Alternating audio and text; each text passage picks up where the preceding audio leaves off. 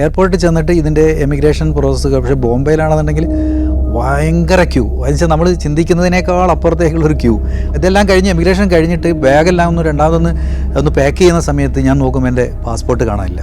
അത് വീണ്ടും ബേജാറായി. അതായത് റോബൻ ഐലൻഡ് എന്ന് പറയുന്ന നെൽസൺ മണ്ടേലയെ വർഷങ്ങളോളം തടവിലിട്ട ആ തടവറയുള്ളൊരു ദ്വീപാണ്. അങ്ങനെ ഞങ്ങൾ അങ്ങോട്ടേക്ക് പോയിക്കൊണ്ടിരിക്കുമ്പോൾ കാണാം കപ്പൽ അന്ന് പുറപ്പെടുന്നതല്ല, കാരണം കടൽ വളരെ ക്ഷോഭത്തിലാണ്. അതുകൊണ്ട് അന്ന് റോബൻ ഐലൻഡിലേക്ക് പോകാൻ പറ്റില്ല. അവിടെ ഒരു പാലം പണിത്, അതായത് ഓവർ ബ്രിഡ്ജ് പോലുള്ളൊരു പാലം ഇങ്ങനെ പണിത് ഒരു പകുതി എത്തിയ സമയത്ത് അവിടുത്തെ ഒരു സാമ്പത്തിക പ്രതിസന്ധി വന്നിട്ട് ഈ പാലം പണി പൂർത്തീകരിക്കാൻ പറ്റിയില്ല. അങ്ങനെ അതവിടെ വെച്ച് ബ്രേക്കായി. പക്ഷേ ഈ ബ്രേക്കായ ആ പാലം പോലും അവർ അവിടെ ടൂറിസത്തിൻ്റെ ഒരു ഇതായിട്ട് ഉപയോഗിക്കുന്നു എന്നുള്ളതാണ്.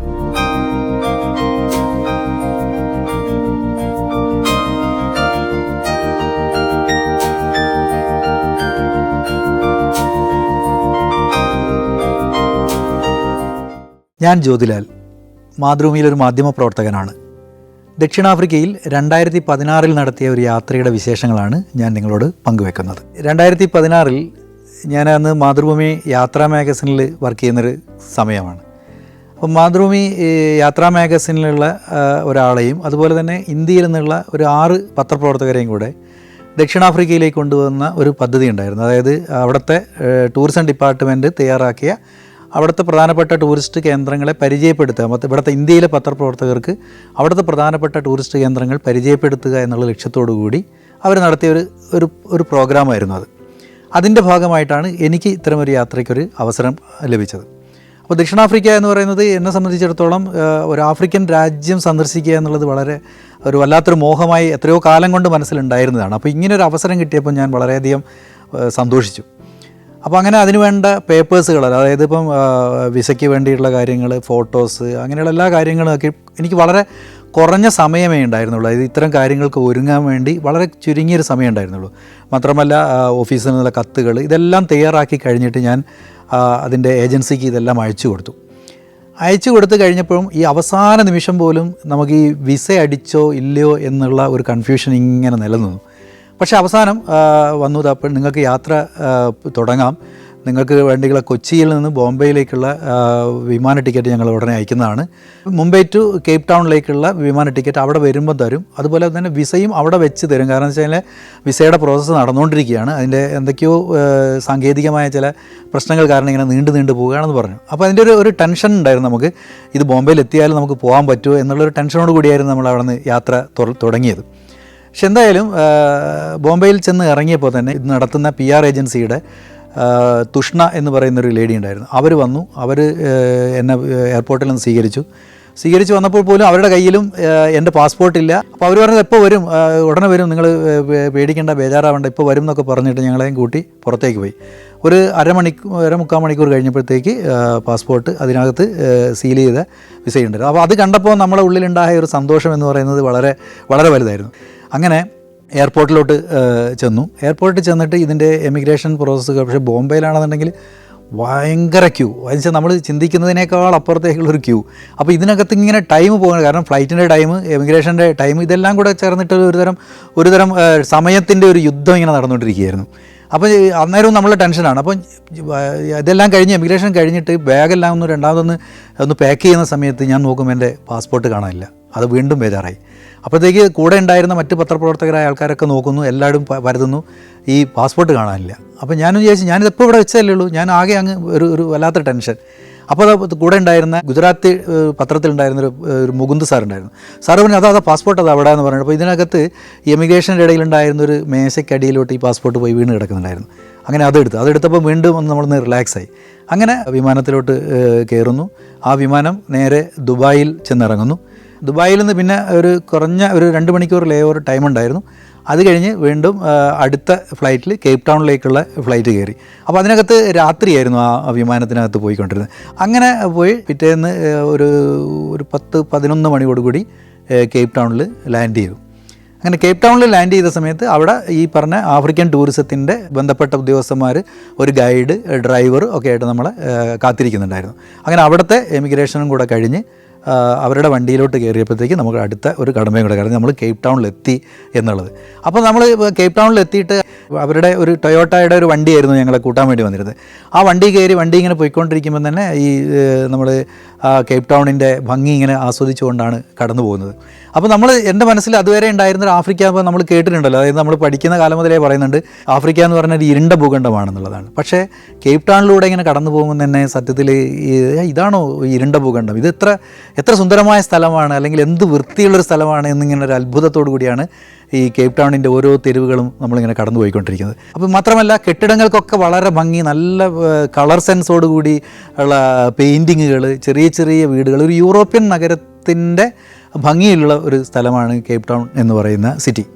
അങ്ങനെ ആ സിറ്റിയിലൂടെ കടന്നു പോയിട്ട് നമ്മുടെ ഈ ആ ഗൈഡ് ആദ്യം ചെയ്തത് അവിടെയുള്ള ഒരു ചന്ത, ആ ചന്തയിലേക്ക് ഇറക്കി വിടുകയാണ് ഞങ്ങൾ ചെയ്തത്.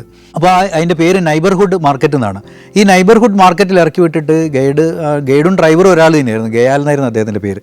അപ്പോൾ അദ്ദേഹം പറഞ്ഞു, നിങ്ങൾ ഇവിടെ നിന്ന് കറങ്ങി എന്താ വേണ്ടതെന്ന് വെച്ചാൽ കഴിച്ചോ, ഭക്ഷണമൊക്കെ കഴിച്ചിട്ട് ഇവിടെ ഇങ്ങനെ ചെയ്തോ, ഞാൻ നിങ്ങളുടെ ലഗേജുകളെല്ലാം മറ്റേ ഹോട്ടലിൽ എത്തിക്കാം എന്ന് പറഞ്ഞു. അപ്പോൾ ഈ നമ്മളെ കൂട്ടാൻ വരുന്നൊരു വണ്ടിയുടെ ഒരു പ്രത്യേകതയും കൂടിയാണ്, ഞാനത് ഇന്ത്യയിലൊന്നും കണ്ടിട്ടില്ല, അതുകൊണ്ട് പറയുകയാണ്. അതായത് ആ വണ്ടിക്കൊക്കെ തന്നെ ഒരു വാല് പോലെ ഘടിപ്പിച്ച വേറൊരു പീസ്, ഒരു വണ്ടിയുടെ വേറൊരു പീസും കൂടെ എക്സ്ട്രാ ഒരു ഫിറ്റിംഗ് പോലെ ഉണ്ടായിരുന്നു. എന്തിനാണെന്ന് പറഞ്ഞു കഴിഞ്ഞാൽ ഈ നമ്മുടെ ബാഗും ഇങ്ങനെയുള്ള എല്ലാ സാധനങ്ങളും അതിനകത്ത് കയറ്റിയിട്ട് നമ്മുടെ വണ്ടിക്കൊപ്പം അതും ഇങ്ങനെ വന്നുകൊണ്ടിരിക്കും. അതിങ്ങനെ ഒരു കൊളുത്ത് ഇട്ടിട്ട് വെച്ചിട്ടാണ് നമ്മുടെ വണ്ടിയുടെ പിന്നാലെ വന്നുകൊണ്ടിരിക്കുന്നത്. അത്തരം ഒരു ഇതും നമ്മളിവിടെ ഇന്ത്യയിൽ എവിടെയും കണ്ടിട്ടില്ല. അങ്ങനെ അത് കൊണ്ടുപോയിട്ട് അദ്ദേഹം ഹോട്ടലിലേക്ക് പോവുകയും ഞങ്ങൾ ഈ നൈബർഹുഡ് മാർക്കറ്റിലേക്ക് ഇറക്കി വിടുകയും ചെയ്തു. പിന്നെ ഞങ്ങൾ ഈ നൈബർഹുഡ് മാർക്കറ്റിൽ ഇങ്ങനെ കറങ്ങി നടന്നു. അവിടെ നമുക്ക് എല്ലാ ഇതും, അതായത് പച്ചക്കറികളുണ്ട്, ഇറച്ചിയുണ്ട്, അങ്ങനെ എല്ലാം അങ്ങനെ എല്ലാ ഇതും അടങ്ങിയ ഒരു ചന്തയാണ്. അപ്പോൾ നമ്മൾ ഏതൊരു നാട്ടിൽ ചെല്ലുമ്പോഴും നമ്മൾ ആ നാടിൻ്റെ മാർക്കറ്റ് ഞാൻ എപ്പോഴും പ്രിഫർ ചെയ്യുന്ന ഒരു കാര്യമാണ് അവിടുത്തെ മാർക്കറ്റ്. കാരണം ഒരു നാടിൻ്റെ ജീവിത ചിത്രങ്ങൾ കിട്ടാനും, അല്ലെങ്കിൽ അവിടുത്തെ ഒരു നാടിൻ്റെ ഒരു സംസ്കാരവും നാടിൻ്റെ ഭക്ഷണ രീതിയും എല്ലാം മനസ്സിലാക്കാൻ പറ്റിയൊരിടമാണ് ഈ മാർക്കറ്റ് എന്നുള്ളത് എപ്പോഴും ശ്രദ്ധിക്കാവുന്നൊരു കാര്യമാണ്. അങ്ങനെ ഈ നൈബർഹുഡ് മാർക്കറ്റിൽ ഞങ്ങൾ കറങ്ങി നടന്നപ്പോൾ അവിടെ കണ്ട അവിടെ ബിയറുണ്ട്, വൈനുണ്ട്, എന്തും വേണമെങ്കിൽ നമുക്ക് കഴിക്കാം. ബിയറൊക്കെ തന്നെയും വലിയ ഡ്രമ്മിലാക്കിയിട്ട് നമ്മളിങ്ങനെ ഈ കൈകൊണ്ട് നമ്മൾ പമ്പ് വെച്ചിട്ട് അടിച്ചിട്ടാണ് അവർ ഗ്ലാസ്സുകൾ നിറയ്ക്കുന്നത്. അപ്പോൾ ഇതൊക്കെ ഇങ്ങനെ കണ്ട് നമ്മളിങ്ങനെ കൗതുകത്തോടു കൂടി നടക്കുമ്പോൾ അവിടെ കണ്ട മറ്റൊരു കൗതുകരമായൊരു കാഴ്ച എന്ന് പറയുന്നത്, അതുവരെ ഇവിടെ കേരളത്തിലോ ഇന്ത്യയിലോ കണ്ടിട്ടുണ്ടായിരുന്നില്ല. ഇപ്പോൾ അത് എനിക്ക് തോന്നുന്നു കേരളത്തിലോ ഒക്കെ എത്തിക്കഴിഞ്ഞിട്ടുണ്ട്. അതായത് ഐസ്ക്രീം ഒരു പ്രത്യേക രീതിയിൽ നിർമ്മിക്കുന്ന ഒരു ടീം, ഒരു തെരുവ് കച്ചവടം പോലെ തന്നെ ഇരിക്കുകയാണ്. അതെന്ന് വെച്ചാൽ ഐസ്ക്രീമിൻ്റെ പലതരം ഫ്ലേവറുകളൊക്കെ എടുത്തിട്ട് ഈ ഒരു ഉളി പോലുള്ളൊരു ഉപകരണം വെച്ചിട്ട് ഇങ്ങനെ തേച്ച് പിടിപ്പിച്ചിട്ട് അതിങ്ങനെ ചെത്തി എടുക്കും. അങ്ങനെ ചെത്തി എടുക്കുമ്പോൾ അത് നമ്മൾ അവസാനം ഒരു ഗ്രാമ്പൂവിൻ്റെയൊക്കെ തോലുണ്ടല്ലോ, ഒരു കറുവാപ്പട്ടയുടെ ഒരു തോല് പോലെ ഇങ്ങനെ ചുരുണ്ട് കഴിക്കും. അത് ഈ കപ്പിലാക്കിയിട്ടാണ് നമുക്ക് തരുന്നത്. അപ്പോൾ ഞങ്ങൾ ഇതൊക്കെ കഴിച്ചു, ഭക്ഷണമൊക്കെ കഴിച്ചു വന്നപ്പോഴത്തേക്ക് നമ്മുടെ ഗൈഡും ഡ്രൈവറുമായ ഗയാൽ വന്നു. അദ്ദേഹം പിന്നെ ഞങ്ങളെ ഹോട്ടലിലേക്ക് കൊണ്ടുപോയി. അന്ന് രാത്രി ഈ ഹോട്ടലിൽ, ഞങ്ങൾ താമസിക്കുന്ന ഹോട്ടലിൽ നിന്ന് പിന്നെ ഞങ്ങളെ ഈ ഗയാൽ വന്നിട്ട് ഈ ഭക്ഷണം കഴിക്കാൻ വേണ്ടി മറ്റൊരു ഹോട്ടലിലേക്ക് കൊണ്ടുപോയി. ഞാൻ അവിടുത്തെ ഹോട്ടലിൽ കണ്ടൊരു പ്രത്യേകത എന്ന് പറഞ്ഞു കഴിഞ്ഞാൽ, ആ ഹോട്ടലിൽ കൊണ്ടുപോയിട്ട് അതൊരു ടൂറിസം ആംഗിൾ ഉള്ള ഒരു സ്ഥലം തന്നെയാണ്. കേപ്പ് ടൗൺ എന്ന് പറയുന്നത് ഒരുപാട് ടൂറിസ്റ്റുകൾ വരുന്ന സ്ഥലമാണ്. അപ്പോൾ അതുകൊണ്ട് തന്നെ ഞങ്ങളെ കൊണ്ടുപോയി ഒരു ഹോട്ടലിൻ്റെ ഒരു പ്രത്യേകതയായിട്ട് തോന്നിയത്, അത് ഒരുപക്ഷെ നമുക്ക് കേരളത്തിലൊക്കെ എന്തുകൊണ്ട് നമ്മൾ കേരളത്തിലൊന്നും അത്തരം കാര്യങ്ങൾ ടൂറിസം മേഖലയിൽ നടപ്പിലാക്കുന്നില്ല എന്ന് പലപ്പോഴും എനിക്ക് തോന്നിയിട്ടുണ്ട്. അവിടെ കൊണ്ടുപോയി കഴിഞ്ഞിട്ട് നമുക്ക് ഫുഡിന് വേണ്ടിയിട്ട് മേശയും കസേരയും എല്ലാം അറേഞ്ച് ചെയ്തു. നമ്മളിങ്ങനെ അവിടെ ഇരിക്കുന്നു, ഫുഡിന് വേണ്ടി ഇരിക്കുന്ന സമയത്ത് നമ്മളെ എൻ്റർടൈൻ ചെയ്യിക്കാൻ വേണ്ടിയിട്ട് അവിടെയുള്ള ഒരു നാടക സംഘം വന്നിട്ട് ഈ ഒരു പെർഫോമൻസാണ്. അതായത് നമ്മുടെ ഇരിക്കുന്ന സ്ഥലത്ത് നിന്ന് മുമ്പിലിരുന്നിട്ട് നല്ലൊരു പെർഫോമൻസ് കാഴ്ചവെക്കുകയാണ്.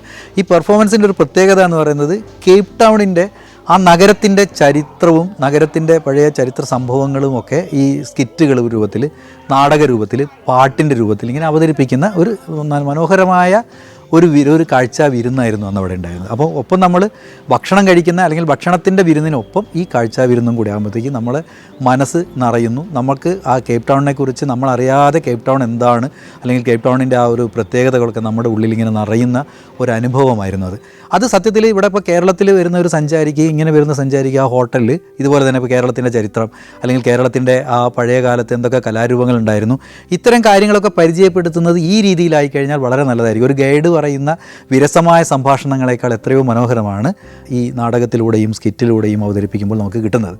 അപ്പോൾ അതൊരു വല്ലാത്തൊരു എക്സ്പീരിയൻസ് ആയിട്ട് തോന്നി. അത് കഴിഞ്ഞിട്ട് പിന്നെ ഞങ്ങൾ റൂമിലേക്ക് തന്നെ വന്നു. ഞങ്ങൾ റൂമിൽ കിടന്നുറങ്ങിയിട്ട് പിറ്റേന്ന് രാവിലെ ഞങ്ങളെ ഈ ടൂറിൻ്റെ തന്നെ ഭാഗമായിട്ട് ഒരു ചാപ്മാൻ മലനിരകളിലേക്ക് കൊണ്ടുപോകുന്ന ഒരു ടൂറാണ്.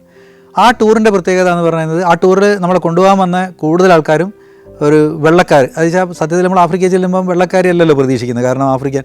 പക്ഷേ സൗത്ത് ആഫ്രിക്കയെ സംബന്ധിച്ചിടത്തോളം, പ്രത്യേകിച്ച് കേപ്പ് ടൗണിനെ സംബന്ധിച്ചിടത്തോളം നിറയെ പണ്ട് കാലം മുതലേ അധിനിവേശം നടത്തിയ ബ്രിട്ടീഷുകാരുടെ പിൻതലമുറക്കാരായിട്ടുള്ള വെള്ളക്കാർ ഒരുപാടുണ്ട്. അത്തരം ആൾക്കാരായിരുന്നു ഞങ്ങളെ കൊണ്ടുപോയ വാഹനത്തിനൊരു പ്രത്യേകതയുണ്ട്. അതായത് നമ്മളിവിടെയൊക്കെ ഈ സൈഡ് കാറുകൾ ഉണ്ടാവുമല്ലോ, ബൈക്കിൻ്റെയൊക്കെ കൂടെ അല്ലെങ്കിൽ ബുള്ളറ്റിൻ്റെയൊക്കെ കൂടെ സൈഡ് കാർ വെച്ചിട്ട്, അതുപോലുള്ള മോട്ടോർ ബൈക്കിൻ്റെ കൂടെയുള്ള സൈഡ് കാറിൽ വെച്ചിട്ടായിരുന്നു ഞങ്ങൾ കൊണ്ടുപോയത്. സൈഡ് കാറിൻ്റെ വണ്ടിയുടെ പുറത്ത് ഇന്ത്യയുടെ പതാക ഇവർ ഉയർത്തിയിട്ടുണ്ടായിരുന്നു, ചെറിയ രീതിയിൽ ഒരു ഇന്ത്യൻ കൊടി എല്ലാത്തിലും. കാരണം ഇന്ത്യക്കാരാണെന്ന് അറിയാൻ വേണ്ടിയിട്ട് ആവാം, അല്ലെങ്കിൽ ഇന്ത്യക്കാരോടുള്ള അവരുടെ സ്നേഹത്തിൻ്റെ പ്രകടനമായിട്ടാണോ എന്നറിയില്ല, അവർ എല്ലാത്തിലും ഒരു ഇന്ത്യൻ പതാക ഉയർത്തിയിട്ടുണ്ടായിരുന്നു. ഞങ്ങൾ 6 പേരുണ്ടായിരുന്നു. ഈ 6 പേർക്കും 6 സൈഡ് കാറോട് കൂടിയ വണ്ടിയിൽ ഞങ്ങൾ ഈ ചാപ്മാൻ്റെ മലനിരകളിലേക്ക് കൊണ്ടുപോയി. മലനിരകളുടെ പ്രത്യേകത എന്ന് പറയുന്നത്, അവിടെ ചെന്ന് കഴിഞ്ഞാൽ നമുക്ക് ഈ അറ്റ്ലാന്റിക് സമുദ്രത്തിൻ്റെ മനോഹരമായ ഒരു കാഴ്ച നമുക്ക് അവിടെ നിന്ന് കാണാമെന്നുള്ളതാണ്. അങ്ങനെ അവിടെ നിന്ന് ഞങ്ങൾ കുറേ ഫോട്ടോസും എല്ലാം എടുത്തിട്ട് തിരിച്ച് കേപ്പ് ടൗണിലേക്ക് തന്നെ വന്നു. ഈ കേപ്പ് ടൗണിലേക്ക് വരുന്ന വഴിക്ക് ആണ് ഗൈഡ് ഒരു ഇത് കാണിച്ചു തന്നത്. അതായത് അവിടെ ഒരു പാലം, ഈ പാലത്തിൻ്റെ പ്രത്യേകത എന്ന് പറഞ്ഞു കഴിഞ്ഞാൽ, പാലം അതായത് ഓവർ ബ്രിഡ്ജ് പോലുള്ളൊരു പാലം ഇങ്ങനെ പണിത് ഒരു പകുതി എത്തിയ സമയത്ത് അവിടുത്തെ ഒരു സാമ്പത്തിക പ്രതിസന്ധി വന്നിട്ട് ഈ പാലം പണി പൂർത്തീകരിക്കാൻ പറ്റിയില്ല. അങ്ങനെ അതവിടെ വെച്ച് ബ്രേക്കായി. പക്ഷേ ഈ ബ്രേക്കായ ആ പാലം പോലും അവർ അവിടെ ടൂറിസത്തിൻ്റെ ഒരു ഇതായിട്ട് ഉപയോഗിക്കുന്നു എന്നുള്ളതാണ്. ബ്രിഡ്ജ് ടു നോവർ എന്നാണ് അതിൻ്റെ പേര് തന്നെ. അതായത് എവിടത്തേക്കാണെന്ന് അറിയാത്ത ഒരു പാലം. ആ പാലത്തിലേക്ക് പിന്നെ സഞ്ചാരികൾ വരുന്നു, അതിൻ്റെ മുകളിലിരുന്ന് ചായ കഴിക്കാനൊക്കെയുള്ള സൗകര്യം, ചെറിയ സ്നാക്സ് ഒക്കെ കഴിച്ചിട്ട് അവിടെ ഇരിക്കാനും ആസ്വദിക്കാനും ഉള്ളൊരു സൗകര്യം. ഞാൻ പറഞ്ഞു വരുന്നത്, ഇപ്പോൾ നമുക്ക് ഏത് കാര്യത്തിനും നമുക്കിങ്ങനെ ഒരു ടൂറിസത്തിൻ്റെ ഒരു സാധ്യതകൾ നമ്മൾ ഉപയോഗപ്പെടുത്തുന്നില്ലെന്ന് പലപ്പോഴും തോന്നിയിട്ടുണ്ട്. ഇപ്പോൾ കൊല്ലത്ത് തന്നെ ഒരു ബ്രിഡ്ജ് ഇതുപോലെ തന്നെ തേവള്ളി പാലത്തിൻ്റെ അടുത്ത് ഒന്നും അല്ലാതെ അഷ്ടമുടിക്കായലിൽ ഇങ്ങനെ വളരെ ശൂന്യതയിൽ വന്ന് ഇങ്ങനെ നിൽക്കുന്നൊരു പാലമുണ്ട്. ആ പാലത്തെ പോലും നമുക്ക് ഈ രീതിയിലോ അത്തരം ഒരു കൺസെപ്റ്റിലേക്കോ മാറ്റാൻ നമ്മൾ ചിന്തിക്കുന്നില്ല, അല്ലെങ്കിൽ നമ്മുടെ ഇവിടുത്തെ ഒരു ടൂറിസം മേഖല ചിന്തിക്കുന്നില്ല എന്നുള്ളത് പലപ്പോഴും തോന്നിയിട്ടുള്ളൊരു കാര്യമാണ്. ഇവിടെ തന്നെ ഇപ്പോൾ നമ്മൾ കല്ലായി പോലുള്ള സ്ഥലത്ത് അതിമനോഹരമായ ബ്രിട്ടീഷ് കാലത്ത് നിർമ്മിച്ചിരുന്ന പാലം ഉണ്ടായിരുന്നു. അപ്പോൾ പുതിയൊരു പാലം വന്നപ്പോൾ നമ്മൾ മറ്റേ പാലം നമ്മൾ പൊളിച്ച് കളയുകയാണ് ചെയ്തത്. നേരെ മറിച്ച് ആ പാലത്തിൻ്റെ ആ ഒരു പാരമ്പര്യ ഭംഗിയിൽ, പ്രത്യേകിച്ച് പഴയ ഒരു ഇരുമ്പ് ഇതൊക്കെ ഉപയോഗിച്ചുണ്ടാക്കിയ ഒരു പാലമായിരുന്നു. ആ പാലം അതേപടി നിലനിർത്തുകയും അതിനകത്തേക്ക് ഒരു ടൂറിസത്തിൻ്റെ ഒന്നുകിലൊരു ചെറിയൊരു ഹോട്ടലുകളോ ഒക്കെ തുടങ്ങാൻ പറ്റുന്നൊരു സാധ്യതയുള്ള സ്ഥലമാണ്. പക്ഷേ അതെന്തുകൊണ്ട് നമ്മളുടെ ചിന്ത ആ രീതിയിലേക്ക് പോകുന്നില്ല എന്ന് പലപ്പോഴും തോന്നിയിട്ടുണ്ട്. ഇന്ത്യയിലെ 13 സംസ്ഥാനങ്ങളിലൂടെയുള്ള സഞ്ചാരം ഇപ്പോൾ പെൻഡ്രൈവിൽ ലഭിക്കുന്നു.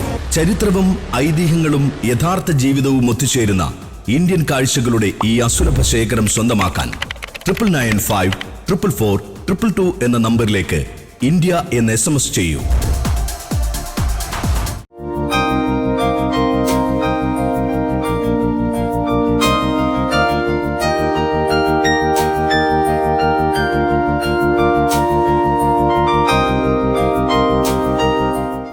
അപ്പോൾ ഈ പാലം കണ്ടു. ആ പാലത്തിൻ്റെ വിശേഷങ്ങളും കേട്ടതിന് ശേഷം ഞങ്ങൾ പിന്നെ വീണ്ടും മുന്നോട്ട് പോയിക്കൊണ്ടിരിക്കുമ്പോഴാണ് മറ്റൊരു വിശേഷം കാണിച്ചു തന്നത്. അതായത് ഗൈഡ് പോകുന്ന വഴിക്ക് അദൃശ്യമായിട്ട് സൈഡിൽ ഇങ്ങനെ കാണിച്ചു തന്നത് ഇതാണ് ഗ്രൂട്ട് ഷൂർ ഹോസ്പിറ്റൽ എന്ന് പറഞ്ഞു.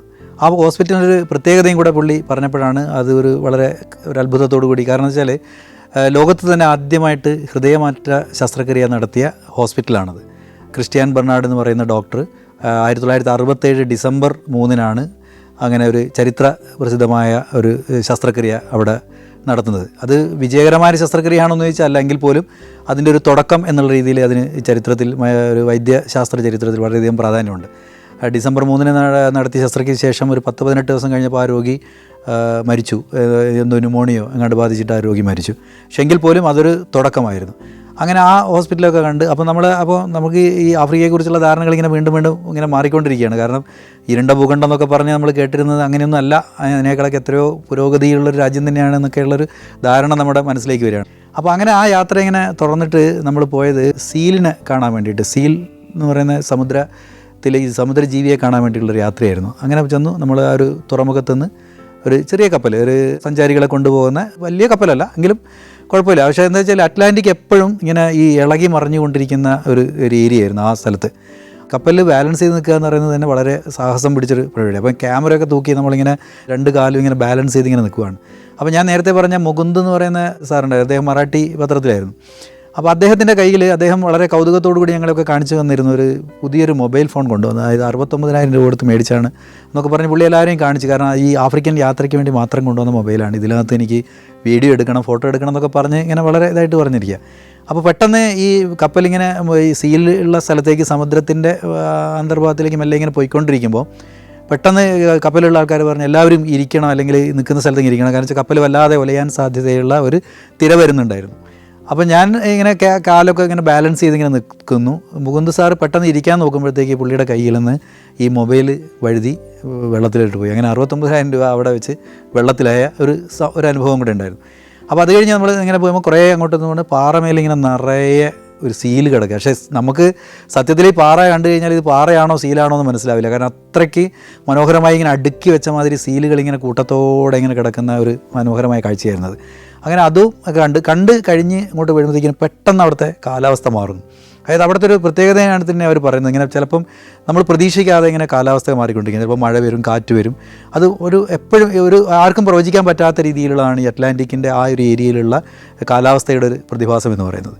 അങ്ങനെ പെട്ടെന്ന് തന്നെ മഴ വന്നു. അങ്ങനെ മഴ വന്നപ്പോൾ എല്ലാവരും കപ്പലിൻ്റെ അകത്തോട്ട്, മഴ കൊള്ളാതിരിക്കാൻ വേണ്ടി അകത്തോട്ട് വന്നു. ഇങ്ങനെ മെല്ലെ തിരിച്ച് നമ്മൾ ആ പറഞ്ഞ തുറമുഖത്തെത്തി കഴിഞ്ഞപ്പോഴത്തേക്ക് പെട്ടെന്ന് തന്നെ ഇത് കാലാവസ്ഥ മാറുകയും ചെയ്തു. പിന്നെ പെട്ടെന്ന് വെയിലായി. അപ്പോൾ ഇവിടുത്തെ അന്നേരം ചില ആൾക്കാർ പറയുന്നുണ്ടായിരുന്നു ആഫ്രിക്കക്കാരുടെ സ്വഭാവവും ഇങ്ങനെയാണ്, ചിലപ്പോൾ പെട്ടെന്ന് ദേഷ്യം വരും, പെട്ടെന്ന് നടക്കുക. പക്ഷെ അത് അതിനത്രത്തോളം കാര്യമുണ്ടെന്ന് അറിയില്ല. കാരണം എല്ലാ സ്ഥലത്തും എല്ലാതരം മനുഷ്യരുണ്ട് എന്ന് വിശ്വസിക്കുന്ന ഒരാളാണ് ഞാൻ. അപ്പോൾ അത് കഴിഞ്ഞ് ഞങ്ങളിങ്ങനെ വീണ്ടും തെരുവ് കച്ചവടക്കാരുടെ ഇടയിലോട്ട് ഇങ്ങനെ ഇറങ്ങി നടന്നു. അപ്പോൾ ഇറങ്ങിയപ്പോൾ ഞങ്ങളുടെ കൂട്ടത്തിൽ ഇതുപോലെ തന്നെ മറ്റൊരു പത്രപ്രവർത്തകനായിട്ട് മഹേഷ് ഉണ്ടായിരുന്നു. മഹേഷ് ജി എന്ത് കാര്യം കണ്ടു കഴിഞ്ഞാലും, അല്ലെങ്കിൽ തെരുവിലെ കച്ചവടമായാലും ശരി, ഏത് കച്ചവടമായാലും ശരി, ബാർഗെയിൻ ചെയ്യാതെ ഒരു ഐറ്റവും അദ്ദേഹം വാങ്ങിക്കത്തില്ല. അപ്പോൾ ഞങ്ങൾ എന്തെങ്കിലും വാങ്ങിക്കണമെന്നുണ്ടെങ്കിൽ മഹേഷ് ജി ഏൽപ്പിക്കും, എന്തെങ്കിലും ബാർഗെയിൻ ചെയ്യണം. അപ്പോൾ അദ്ദേഹം പോയിട്ട് ഒന്നിച്ച് വില പറഞ്ഞിട്ട് അതിനകത്ത് എത്ര മാക്സിമം എത്ര കുറയ്ക്കാമോ അത്രയും കുറച്ചിട്ട് മേടിക്കും. അങ്ങനെ ഒരു സ്ഥലത്ത് ചെന്നിട്ട് ഞങ്ങളിങ്ങനെ അവിടുത്തെ ഒരു ആഫ്രിക്കക്കാരനായ ഒരാൾ പല കൗതുക വസ്തുക്കളും വിൽക്കുന്നു. അങ്ങനെ ഞങ്ങൾ അവിടെ ചെന്നു. അപ്പോൾ കുറേ ആനയുടെ രൂപങ്ങളുണ്ടായിരുന്നു, ചെറിയൊരു ആഫ്രിക്കൻ ആനയുടെ രൂപങ്ങളുണ്ടായിരുന്നു. അപ്പോൾ ഇതിന് വില ചോദിച്ചു. അദ്ദേഹം ഒരു വില പറഞ്ഞു. അപ്പം ഈ മഹേഷ് ജി അതിന് വില കുറയ്ക്കാൻ തുടങ്ങി. അങ്ങനെ കുറച്ച് ഇങ്ങനെ അയാൾ പറഞ്ഞതിനേക്കാൾ അതിൻ്റെ പകുതിയല്ല അതിനേക്കാൾ താഴെ ഇങ്ങനെ കൊണ്ടുവരുമ്പോൾ ഞാൻ മഹേഷ് ജിയോട് പോട്ടെ, അത് നമുക്ക് കൊടുത്തേക്കാം, ആ വില കൊടുക്കാം എന്നുള്ള രീതിയിൽ ഞാൻ അദ്ദേഹത്തെ തോണ്ടി പറഞ്ഞു. അപ്പോൾ എന്നോട് മിണ്ടരുതെന്ന് പറഞ്ഞിട്ട് എന്നെ നിശബ്ദനാക്കിയിട്ട് പുള്ളി അതിന് വില പറഞ്ഞ് പുള്ളി ഉദ്ദേശിച്ച വിലയിൽ അതിന് വാങ്ങിക്കുകയും ചെയ്തു. വാങ്ങിച്ചെല്ലാം കഴിഞ്ഞപ്പോൾ ഈ കച്ചവടക്കാരൻ എന്നെ ഇങ്ങനെ എപ്പോഴും ശ്രദ്ധിക്കുന്നുണ്ടായിരുന്നു. ഞാനതിങ്ങനെ വളരെ കൗതുകത്തോടു കൂടി അയാളിങ്ങനെ എന്നെ നോക്കുന്നുണ്ട്. അതായത് ഞാൻ ഈ വില വേഷണ്ടെന്ന് പറയുന്നതൊക്കെ അയാൾ ശ്രദ്ധിക്കുന്നുണ്ട്. അപ്പോൾ എല്ലാം കഴിഞ്ഞു, കച്ചവടം എല്ലാം കഴിഞ്ഞപ്പോൾ അയാൾ എൻ്റെ അടുത്ത് വന്നിട്ട് എന്നെ ഒന്ന് ഹഗ് ചെയ്തിട്ട് എന്നോട് പറഞ്ഞു, നിങ്ങൾ അവരുടെ ഭാഷയിലാണ് പറയുന്നതെങ്കിൽ പോലും അത് നമുക്ക് മനസ്സിലാകുന്നുണ്ട്. കാരണം നമ്മളോടുള്ളൊരു പെട്ടെന്ന് ആ ഒരു നിമിഷം കൊണ്ട് ഉടലെടുത്തൊരു സ്നേഹത്തിൻ്റെ ഒരു പ്രതിഫലനം ഞാനവിടെ കണ്ടു. അത് കഴിഞ്ഞ് അദ്ദേഹം ഒരു ചെറിയൊരു കളിപ്പാട്ടം, ആഫ്രിക്കൻ ഡ്രം പോലത്തെ ഒരു ചെറിയ, അതായത് ഇങ്ങനെ ഒച്ച ഉണ്ടാകുന്നൊരു ഡ്രമ്മിൻ്റെ ഒരു സാധനം തന്നു. അതായത് വീട്ടിൽ കൊണ്ടുപോയി കുട്ടികൾക്ക് അങ്ങനെ കൊടുക്കാം എന്നുള്ള രീതിയിൽ എനിക്കതൊരു പ്രസൻ്റായിട്ട് തന്നു. അതിന് പുള്ളി പൈസ മേടിച്ചില്ല. അപ്പോൾ അത് ഞാനിങ്ങനെ ആലോചിക്കുകയാണ്. അപ്പോൾ ഒരു തെരുവിൽ നമ്മൾ ചെല്ലുമ്പോൾ പോലും എങ്ങനെയോ വന്നു കൂടുന്ന ഒരു സ്നേഹത്തിൻ്റെ ഒരു സൗഹൃദത്തിൻ്റെ ഒരു തലം അവിടെ വന്ന ഒരു അനുഭവം. അങ്ങനെ ഈ തെരുവിലെ ഈ ചെറിയ പർച്ചേസ് എല്ലാം കഴിഞ്ഞിട്ട് ഞങ്ങൾ അടുത്ത ലക്ഷ്യസ്ഥാനത്തേക്ക് പോവുകയാണ്. അടുത്ത ലക്ഷ്യസ്ഥാനം എന്ന് വെച്ച് കഴിഞ്ഞാൽ നമ്മൾ എന്താ പറയേണ്ടത്, ഒരുപക്ഷെ ഇന്ത്യക്കാരെല്ലാവരും തന്നെ കാണാൻ ആഗ്രഹിക്കുന്ന ഒരു സ്ഥലമാണ്. അതായത് റോബൻ ഐലൻഡ് എന്ന് പറയുന്ന നെൽസൺ മണ്ടേലയെ വർഷങ്ങളോളം തടവിലിട്ട ആ തടവറയുള്ളൊരു ദ്വീപാണ്, അറ്റ്ലാന്റിക്കിലുള്ളൊരു ദ്വീപ്. അത് കേപ്പ് ടൗണിൽ നിന്നാണ് പോകുന്നത്, കപ്പലിലാണ് പോകേണ്ടതും. അപ്പോൾ അങ്ങനെ ആ സ്ഥലത്തേക്ക്, അത് നമ്മുടെ യാത്രാ പദ്ധതിയിലുണ്ടായിരുന്ന ഏറ്റവും പ്രധാനപ്പെട്ട ഒരു സ്ഥലമായിരുന്നു. അങ്ങനെ ഞങ്ങൾ അങ്ങോട്ടേക്ക് പോയിക്കൊണ്ടിരിക്കുമ്പോൾ കാണാം ഈ ഗൈഡിന് മെസ്സേജ് വരുന്നു. അതായത് കപ്പൽ അന്ന് പുറപ്പെടുന്നതല്ല, കാരണം കടൽ വളരെ ക്ഷോഭത്തിലാണ്, അതുകൊണ്ട് അന്ന് റോബൻ ഐലൻഡിലേക്ക് പോകാൻ പറ്റില്ല എന്ന്. അപ്പോൾ നമുക്കത് പക്ഷേ വളരെ സങ്കടമായിപ്പോയി. കാരണം ഇത്രത്തോളം വന്നിട്ട് മണ്ടേലയെ അടച്ചിട്ടിരിക്കുന്ന ആ ഒരു ജയിലും സ്വാതന്ത്ര്യസമര ചരിത്രം ഉറങ്ങിക്കിടന്നിരുന്ന ആ ഒരു ദ്വീപും കാണാൻ പറ്റില്ലേ എന്നൊക്കെയുള്ളൊരു ശങ്ക നമ്മുടെ ഉള്ളിൽ വല്ലാതെ വന്നു. അപ്പോൾ അവർ പറഞ്ഞൊരു കാര്യം ചെയ്യാം, നിങ്ങൾക്ക് അഥവാ ഇനി കപ്പലിൽ പോകാൻ പറ്റിയില്ലെങ്കിലും നിങ്ങളെ ജസ്റ്റ് ഞങ്ങൾ ഈ ഇതൊന്ന് കാണിച്ചു തരാം എന്ന് പറഞ്ഞിട്ട് നമുക്ക് അടുത്ത ട്രിപ്പ് നമുക്ക് അതാക്കി. അതായത് അവിടുത്തെ ഹെലികോപ്റ്ററുകളുണ്ട്. ഹെലികോപ്റ്ററിൽ നമ്മളെ ഈ കടലിൻ്റെ അറ്റ്ലാന്റിക്കിൻ്റെ മുകളിൽ കൂടെ കറക്കിയിട്ട് ഈ ജയിൽ മറ്റേ മണ്ടേലയുടെ റോബൻ ഐലൻഡല്ലോ ആ കാണിച്ചു തരാമെന്ന് പറഞ്ഞു.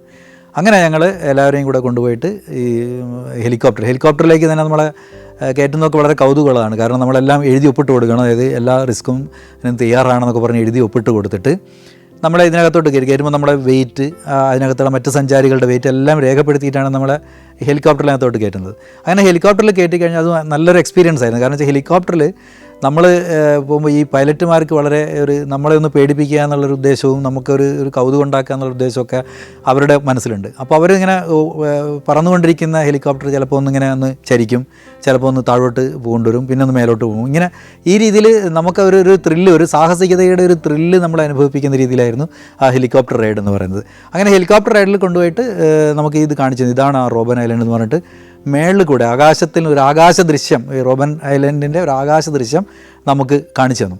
അത് കഴിഞ്ഞ് ഹെലികോപ്റ്റർ ഇറങ്ങി പിന്നീട് നമ്മൾ മറ്റേ കേപ്പ് ടൗണിൽ തന്നെയുള്ള ഒരു മലനിരകളുണ്ട്, ലയൺ റോക്സ് എന്ന് പറയുന്ന മലനിരകളുണ്ട്.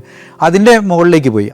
റോക്കിൻ്റെ മറ്റൊരു പ്രത്യേകത എന്ന് പറഞ്ഞു കഴിഞ്ഞാൽ അറ്റ്ലാന്റിക്കിലെ കാറ്റിങ്ങനെ നിരന്തരം വീശിക്കൊണ്ടിരിക്കും. അപ്പോൾ അവിടെ ഒരു മുന്നറിയിപ്പുണ്ട്, അതായത് എപ്പോഴും കാറ്റ് ശക്തമാകുമ്പോൾ നമ്മൾ ഒരു സേഫായിട്ടുള്ള ഇതിലേക്ക് ഓടി കയറി നിൽക്കണം. അല്ലെങ്കിൽ ചിലപ്പം ഇപ്പോൾ പ്രത്യേകിച്ച് ഇപ്പോൾ എന്നെ പോലുള്ള ഒരാളൊക്കെ ആണെന്നുണ്ടെങ്കിൽ വെയിറ്റും കുറവാണ്, ചിലപ്പോൾ പാറി നമ്മൾ അത്രയ്ക്ക് ശക്തമായ കാറ്റാണ് ഈ കേപ്പ് ടൗണിൻ്റെ ഒരു പ്രത്യേകത എന്ന് പറയുന്നത്. അതായത് നിരന്തരം ഇങ്ങനെ വീശിക്കൊണ്ടിരിക്കും, ചില സമയത്ത് കാലാവസ്ഥ മാറിക്കൊണ്ടിരിക്കും. അങ്ങനെ ഇവിടെ നിന്ന് ഇറങ്ങിക്കഴിഞ്ഞാൽ നമ്മൾ കേപ്പ് ടൗണിൽ എല്ലാവരും ചെല്ലുന്ന ഒരു മുനമ്പുണ്ട്. അതായത് അവിടെ ഒരു ബോർഡുണ്ട്, അതായത് കേപ്പ് ടൗണിൻ്റെ എൻഡ് എന്നുള്ള രീതിയിൽ ഒരു മുനമ്പ്. ആ മുനമ്പിൽ പോർച്ചുഗീസ് ഭാഷയിലും ഇംഗ്ലീഷ് ഭാഷയിലും എഴുതിയിട്ടുണ്ട് ഇതിൻ്റെ മുനമ്പാണ് എന്നുള്ള രീതിയിൽ കാണും. അതായത് ഒരു ഫോട്ടോ പോയിൻ്റ് ആണ് അത് സത്യം പറഞ്ഞു കഴിഞ്ഞാൽ. അവിടെ ചെന്നിട്ട് നമ്മളിങ്ങനെ കേപ്പ് ടൗൺ കണ്ടു, കേപ്പ് ടൗണിൻ്റെ മുനമ്പിൽ എത്തി എന്ന് കാണിക്കാൻ വേണ്ടിയുള്ള ഒരു ഫോട്ടോ പോയിൻ്റാണത്.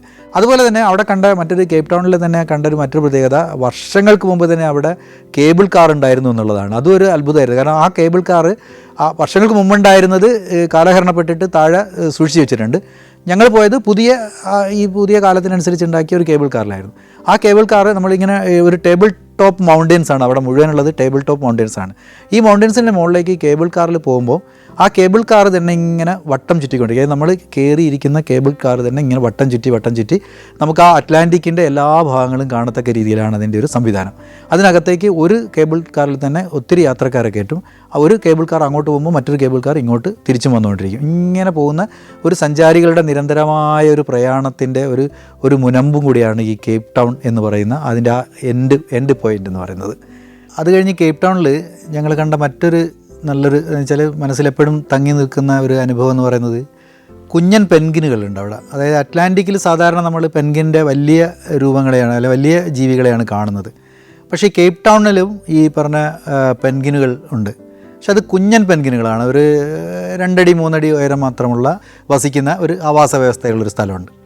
അത് കേപ്പ് ടൗണിന് അടുത്ത് തന്നെ. അപ്പോൾ അവിടെ ചെന്നപ്പോൾ അത് നമുക്ക് വളരെ കൗതുകകരമായ കാഴ്ചകളാണ്. കാരണം ഈ കുഞ്ഞൻ പെൻഗിനുകൾ കടലിലേക്ക് ഓടി ഇറങ്ങുന്നു, കടലിൽ ഇങ്ങനെ തിരകൾ വരുമ്പം പിന്തിരിഞ്ഞ് ഓടുന്നു. ഇങ്ങനെ അതിൻ്റെ കളികൾ അത് കാണാൻ വേണ്ടിയിട്ട് തന്നെ അവിടെ കേപ്പ് ടൗണിൽ പ്രത്യേകിച്ച് ഇങ്ങനെ റാമ്പ് പോലെയൊക്കെ ഉണ്ടാക്കിയിട്ട് അതിനകത്തൂടെ സഞ്ചാരികൾക്ക് നടന്നു പോകാനും ഇതിനൊക്കെ വളരെ അടുത്ത് തന്നെ കാണാനുമുള്ള സൗകര്യങ്ങളുണ്ട്. അപ്പോൾ അതുപോലെ തന്നെ അത് മുട്ടയിടുന്ന കൂടുകൾ, മുട്ടയുടെ അടുത്ത് അടയിരിക്കുന്ന രീതിയിലുള്ള കാഴ്ചകൾ, ഇതെല്ലാം നമുക്കിങ്ങനെ ക്യാമറയിൽ പകർത്താനും ഒക്കെ ഉള്ളൊരു അവസരം കിട്ടി.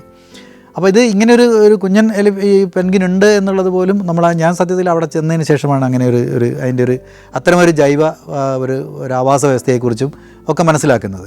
അതൊരു നല്ല ഒരിക്കലും മറക്കാനാവാത്ത ഒരു അനുഭവമായിരുന്നു. അപ്പോൾ ഇത്തരം കാഴ്ചകളൊക്കെ തന്നെയായിരുന്നു കേപ്പ് ടൗണിനെ നമ്മുടെ മനസ്സിലേക്ക് ആവേശിച്ചത്. അത് കഴിഞ്ഞിട്ട് നമുക്ക് അടുത്ത് കേപ്പ് ടൗണിൽ നിന്ന് ഞങ്ങൾ നേരെ ജോഹന്നാസ്ബർഗിലേക്ക്, അവിടുത്തെ സൗത്ത് ആഫ്രിക്കൻ എയർലൈൻസിൽ പിറ്റേ ദിവസം ഞങ്ങൾ നേരെ ജോഹന്നാസ്ബർഗിലേക്ക് പോവുകയാണ്.